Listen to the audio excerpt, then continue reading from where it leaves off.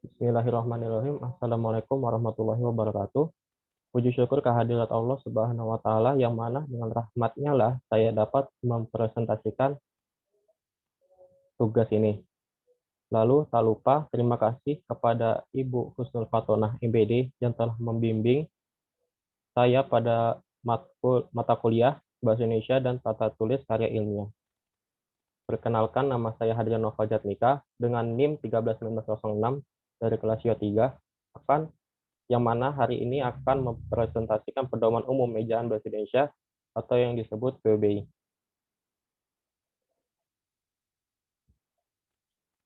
Mengenal PBI. PBI adalah singkatan dari Pedoman Umum Ejaan Bahasa Indonesia.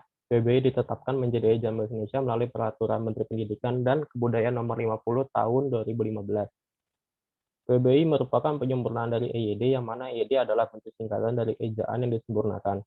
Aturan-aturan terdapat pada EYD masih digunakan dalam PBI, maka di dalam PBI ditambahkan kaidah-kaidah baru untuk lebih menyempurnakan ejaan bahasa Indonesia. Sejarah singkat bahasa Indonesia. Beberapa ratus tahun yang lalu bahasa Indonesia belum disebut bahasa Indonesia, tetapi bahasa Melayu ditulis menggunakan aksara Jawi atau Arab Gundul selama beratus-ratus tahun lamanya. Banyak karya sastra dan buku agama yang ditulis dengan huruf Arab Melayu. Huruf ini juga dijadikan sebagai ejaan resmi bahasa Melayu sebelum digunakan huruf Latin dan huruf Romawi untuk penulisan bahasa Melayu.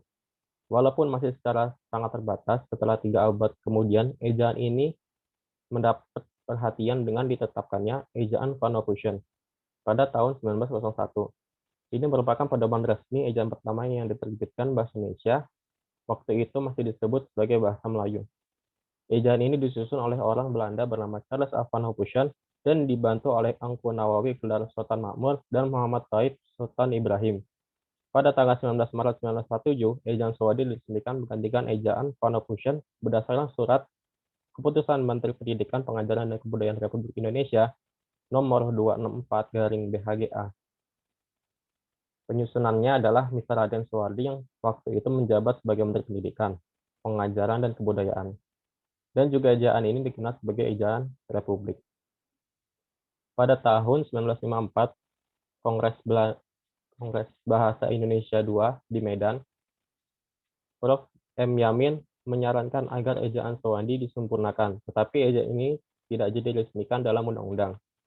Lalu pada tahun 1959 penyusunan ejaan Melindo ini disusun.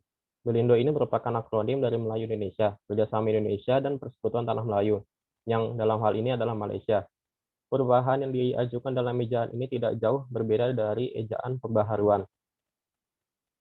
Ejaan ini bertujuan untuk menyeragamkan ejaan yang digunakan kedua negara.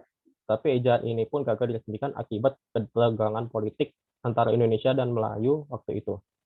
Lalu pada tahun 1967, ejaan LBK atau Lembaga Bahasa Indonesia dan Kesusastraan adalah lanjutan dari ejaan Melindo yang tidak jadi diresmikan. Masih ada campuran antara Indonesia dan Malaysia, isinya juga tidak jauh berbeda dari ejaan yang disempurnakan, hanya ada perbedaan di beberapa kaidah saja. Tahun 1972 sampai 2015, ejaan yang disempurnakan atau EYD ini berlaku. Ejaan ini mengatur secara lengkap tentang kaidah penulisan Indonesia, antara lain tentang unsur bahasa serapan, tanda baca, pemakaian kata, pelafalan huruf E, menggunakan huruf kapital, dan penggunaan cetak miring. Lalu terakhir, berdasarkan Peraturan Menteri Pendidikan dan Kebudayaan Republik Indonesia tahun nomor 50 tahun 2015 tentang Pedoman Umum Ejaan Bahasa Indonesia, EB pun resmi berlaku sebagai ejaan baru bahasa Indonesia. Ejaan ini menyempurnakan EYD, terutama dalam hal penambahan diftong, penggunaan huruf kapital, dan cetak tebal. Ada 4 ejaan yang sudah diresmikan. Pada tahun 1901 ada ejaan Phono-Fusion. Pada tahun 1947 ada ejaan Sawandi. 1972 ada ejaan yang disempurnakan. Dan 1975 ada Pedoman Umum Ejaan yang disempurnakan. Dan juga ada sistem ejaan yang tidak dapat diresmikan, yaitu tahun 1975 ada ejaan pembaharuan, 1947 ada ejaan Melindo, dan 1972 ada ejaan LBK atau Lembaga Bahasa Kesusastraan. Unsur-unsur yang dibahas dalam PUBI. Yang pertama ada pemakaian huruf, yaitu huruf abjad, vokal, konsonan, diftong, huruf kapital, huruf miring, tebal, dan gabungan huruf konsonan. Lalu ada penulisan kata, kata dasar, kata berimbuhan, kata depan, kata bentuk ulang, gabungan kata, pemenggalan kata, partikel, singkatan, dan akronim, angka dan bilangan, kata ganti, dan kata sandang. Lalu ada pemakaian tanda baca, yaitu tanda titik koma, tanda titik dua, tanda hubung, tanda pisah, tanda tanya, tanda seru, elipsis, petik tunggal, kurung, kurung siku, garis miring, dan penyingkat. Lalu ada penulisan unsur serapan. Penyerapan ini berbagai bahasa baik daerah maupun asing. Yang pertama dari pemakaian huruf. Penggunaan huruf kapital. Huruf kapital digunakan sebagai huruf pertama pada awal kalimat. Contohnya, dia membuat kue, atau kita harus bekerja keras. Di depannya, ya, awal kalimat dengan dia menggunakan huruf besar atau huruf kapital. Lalu ada huruf kapital dipakai sebagai huruf pertama unsur-unsur nama orang. Contohnya, W.J. Rudolf Supratman atau Halim Perdana Kusuma. Depannya juga menggunakan huruf kapital. Lalu ada huruf kapital dipakai sebagai huruf pertama unsur nama geografi yang diikuti nama dari geografi. Contohnya, daratan tinggi Dieng Gunung Semeru atau Selat Lombok Penggudungan Jayawijaya. Lalu huruf kapital dipakai sebagai huruf pertama unsur singkatan nama gelar, pangkat, dan sapaan yang digunakan dengan nama diri. Contohnya, SE atau Sarjana Ekonomi, M.Hum, Magister Humanoria. Lalu ada penggunaan huruf miring. Huruf miring digunakan untuk menuliskan nama buku atau sebuah kalimat. Contohnya, Kitab Sutasoma yang dikarang oleh Empu Tular. Sutasomanya ini adalah judul buku, maka ditulis dengan miring. Habis Gela Terbitlah Terang adalah buku yang merupakan kumpulan surat yang ditulis oleh R.A. Kartini. Ditulis miring juga. Lalu ada digunakan untuk menuliskan nama ilmiah dan nama latin dalam kalimat. Contohnya, Antigonon adalah nama alamiah buang air mata pengantin. Antigonon seharusnya bercetak miring. Semut termasuk kelompok serangga yang merupakan anggota keluarga adanya Arthropoda. Arthropoda ini nama latin dari keluarga semut, seharusnya juga bercetak miring. Lalu digunakan menulis alamat website atau sebuah link dalam kalimat. Contohnya, www.google.com. Ada situs web yang mencari berbagai informasi mudah dan cepat. Atau tautan survei seperti Gform tersebut. Lalu dalam penggunaan huruf vokal. Ada huruf E, dilafalkan E. Contohnya, bahan kecap terbuat dari bahan pilihan. Lalu ada huruf E, dilafalkan E. Contohnya, coba kecap makanan itu dan rasakan. Lalu dari penulisan kata dasar. Kata dasar ditulis sebagai satu rangkaian atau kesatuan. Contoh, ruang kelas penuh sesak atau ayah pergi ke kantor merupakan penulisan kata dasar. Lalu penulisan kata berimbuhan ditulis serangkai dengan kata yang mengikutinya. Contoh, antar kota atau antibiotik. Lalu dirangkai dengan tanda hubung. Contohnya anti PKI atau non strip Amerika. Lalu ada penulisan bentuk ulang. Ditulis dengan menggunakan tanda hubung strip di antara unsur-unsurnya. Contohnya ada kupu-kupu, anak-anak, atau kura-kura. Lalu ada penulisan kata benar. Di sini ada kalimat sekedar atau sekadar. Yang benar adalah sekadar. Lalu ada di mana atau dipisah di mana. Mana, dipisah mana, di mana. Yang betul adalah di mana dengan dipisah.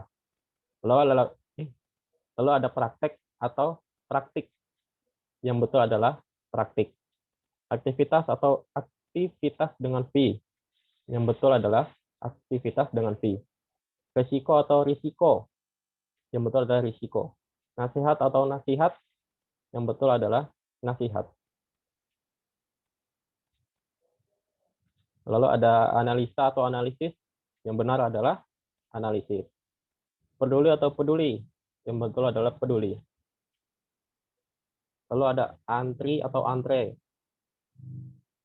Biasanya kita menggunakan antri ya, tapi yang benar adalah antre. Silakan atau silakan, yang benar adalah silakan. Lalu ada pemakaian tanda baca.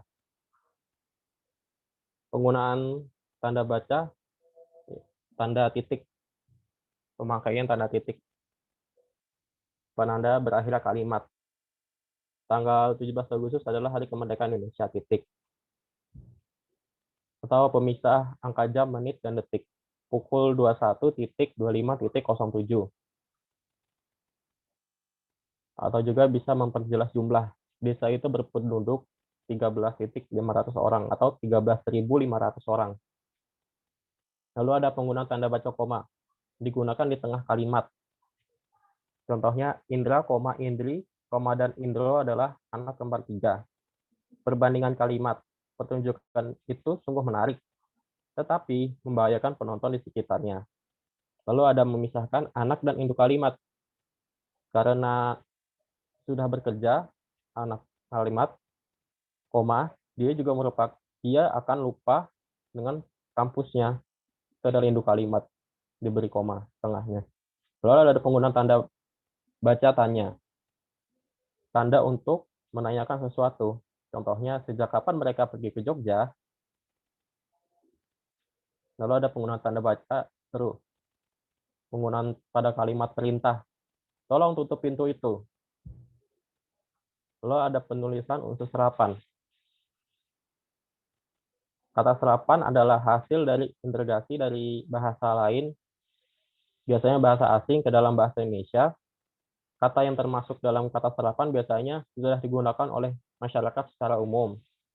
Ada contohnya, misalnya kota asal, abad. Kata serapannya abad, berasal dari bahasa Arab. Ada algos. Kata serapannya berarti algojo, berasal dari Portugis. Ada cuba. Kata sekarangnya adalah coba, dari Jawa kuno. Ada amateur. Kata serapannya amatir, dari bahasa Belanda. Ada atlet. Atlet, gimana baca? Dengan kata serapannya adalah atlet. Atlet, dari bahasa Belanda. Ada kata asal data. Kata serapan data juga berasal dari Inggris. Sekian dan terima kasih dari presentasi saya. Mohon maaf jika ada salah kata. Sekian, terima kasih. Wassalamualaikum warahmatullahi wabarakatuh.